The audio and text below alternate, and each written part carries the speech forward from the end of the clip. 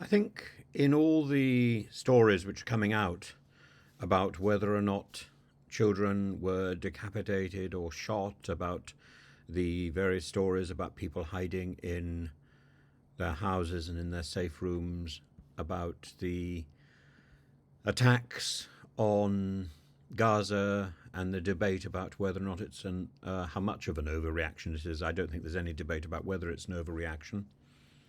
Uh, I think so much of this is very negative and horrifying.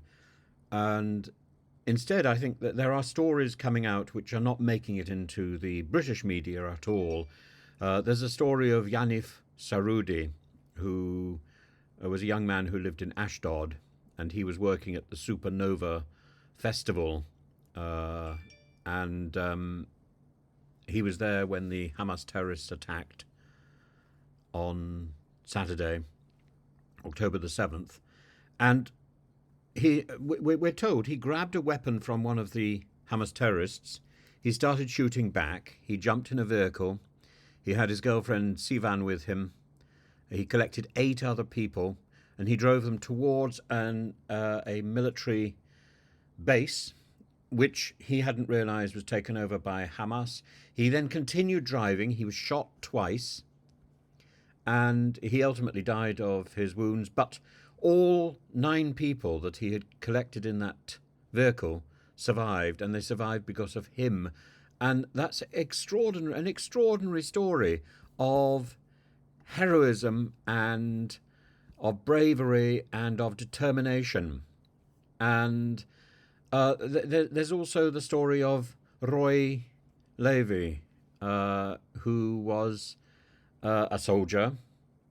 He's now been buried in Jerusalem, and he was one of the first people to arrive at Kibbutz Reim, and he was seriously wounded. And he'd been seriously wounded before, but nevertheless, he went on and he fought despite the wounds, despite that problem. He died, and he died as a fighter, but he died doing the right thing. And I don't think when we're looking at the stories which are coming out, I don't think the people who are the terrorists fighting for Hamas can say the same thing. They can't. What they can say is that they targeted small children and old women, and there's nothing heroic about that. That is bestial. That is barbaric. Utterly barbaric.